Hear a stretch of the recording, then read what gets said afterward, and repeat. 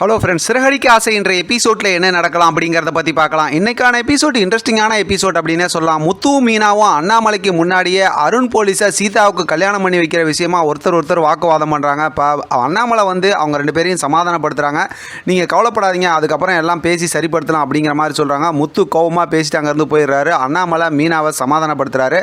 ரவி ஹோட்டலில் வேலை பார்த்துட்டு இருக்காரு. இப்போ சுருதி பார்க்க வந்திருக்காங்கன்னு சொல்லிட்டு அவங்க ஃப்ரெண்டு சொல்கிறாங்க, நான் வேலையாக இருக்கேன்னு சொல்கிறாங்க. அதை சுருதி கிட்ட சொல்கிறாங்க. இருந்தாலும் சுருதி நான் பார்க்கணும்னு போய் சொல்லுங்க அப்படிங்கிற மாதிரி சொல்லிடுறாங்க. மறுபடியும் அவர் சொன்னதுக்கப்புறம் ரவி பார்க்குறாங்க. இப்போ ரவி பார்க்கும்போது சுருதி கூட பார்த்தோம் அப்படின்னா, அதாவது யாழ்னின் அப்படின்னு சொல்லி இன்டீரியர் டிசைனர் ஒருத்தரை கூட்டிகிட்டு வந்திருக்காங்க. புதுசாக ஆரம்பிக்கிற ஹோட்டலுக்கு அது சம்மந்தமாக பேசுகிறாங்க. இப்போ ரவிக்கு ரொம்ப கோவம் வந்துடுது.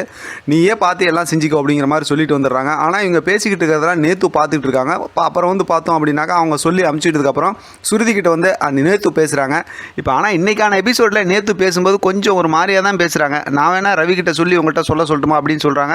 உடனே சுருதிக்கு கோவம் வந்துடுது. நானே பேசிக்கிறேன்னு. இங்கே பார்த்தோம்னா மனோஜ் ஜூஸ் குடிச்சிட்டு இருக்காரு. பக்கத்தில் பார்த்தோம்னா விஜயா உட்காந்துருக்காங்க. இப்போ பார்த்தா ரோஹிணி கடையில் போய் வியாபாரம்லாம் பார்த்துட்டு நிறைய காசு கொடுக்குறாங்க. இப்போ பார்த்தா இப்படி இவ்வளோ காசுன்னு சொல்லி ஆச்சரியமாக எல்லாம் கேட்கும்போது அதுக்கு ஒரு சொல்கிறாங்க, பழைய பொருள்லாம் வாங்கினேன், புது பொருளை விலை ஏற்றி விற்றுட்டேன் அப்படி இப்படிங்கிற மாதிரி, இது பிஸ்னஸ் ட்ரிக்கு அப்படி இப்படிங்கிற மாதிரிலாம் சொல்கிறாங்க. இதை கேட்டுக்கிட்டு இருக்க அண்ணாமலை இது ரொம்ப தப்பு, இந்த மாதிரி நீங்கள் செஞ்சிட்டீங்க அப்படின்னாக்கா ஒரு தடவை வாங்கினவங்க இந்த மாதிரி அதிகமாக விலை வச்சு விற்றுட்டீங்கன்னு சொல்லி ஏமாந்துட்டோமேன்னு சொல்லி அடுத்து கடைக்கு வரவே மாட்டாங்க. இது பண்ணாத, இது தப்புங்கிற மாதிரி சொல்லிட்டு அங்கேருந்து போயிடுறாங்க. ஆனாலும் பார்த்தோம்னா ரோஹிணி இது பெரிய புத்திசாலித்தனம்னு சொல்லி பேசிக்கிட்டு இருக்காங்க. விஜயாவுக்கு சொல்லவே தேவையில்ல, காசு வந்தால் என்ன வேணால் செய்வாங்க. ஆனால் மனோஜால் பேச முடியல. மனோஜ் பேசுகிறதெல்லாம் ரோஹிணி அவங்களுக்கு சாதகமாகவே பேசி கடைசியில் இந்த மாதிரி ஷோரூமுக்கு மனோஜையும் அனுப்புங்க அப்படிங்கிற மாதிரி சொல்லிடுறாங்க. இப்போ விஜயா யோசிக்கிறேன் அப்படிங்கிற மாதிரி சொல்லிடுறாங்க. இப்போ ஏற்கனவே நம்ம ப்ரொமோவில் பார்த்த அந்த மூமெண்ட் தான். இப்போ முத்து காரில் வந்துட்டு இருக்காரு. ஒரு வீட்டுக்குள்ளே இருந்து ஒருத்தவங்க பதறி அடிச்சுட்டு அழுதுட்டு வெளியில் இந்த மாதிரி பொண்ணை காப்பாற்றுங்கன்னு சொல்கிறாங்க. என்னன்னு கேட்டால் விஷம் குடிச்சிருச்சுன்னு சொல்கிறாங்க.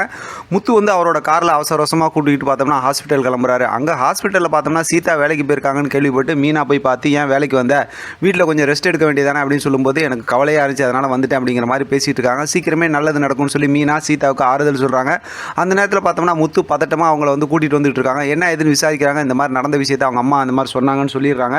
இப்போ கொஞ்ச நேரம் கழிச்சு சீதா அவங்க வேலைக்கு அவங்க போயிடுறாங்க. இப்போ மீனா முத்து கூட இருக்கிறாங்க. இப்போ பார்த்தோம்னா அந்த பொண்ணு விஷயமா டாக்டர் பார்த்துட்டு எல்லாம் சொன்னதுக்கப்புறம் அந்த நேரத்தில் பார்த்தா இப்போ அந்த பொண்ணோட அண்ணன் ஒருத்தவங்க வராங்க. இப்போ அவங்கள்ட்ட பார்த்தா அவங்க அம்மா சொல்கிறாங்க, அவங்க தங்கச்சி இந்த மாதிரி விரும்பினவனை கல்யாணம் பண்ணுன்னு சொன்னாங்க, நீங்கள் கல்யாணம் பண்ணி வச்சிருக்க வேண்டியதானே, நீங்களாம் இந்த மாதிரி பண்ணதுனால தான் இந்த மாதிரி ஆயிடுச்சு அப்படிங்கிற மாதிரிலாம் பேசுகிறாங்க. இப்போ இதே பிரச்சனை தானே முத்து மீனா கடையில் ஓடிக்கிட்டு இருக்குது. அதனால் மீனா அப்பப்போ முத்துவை பார்க்குறாங்க, முத்து மீனாவை பார்க்குறாங்க. அதோட பார்த்தா இன்றைக்கான எபிசோட் முடிச்சிருக்காங்க.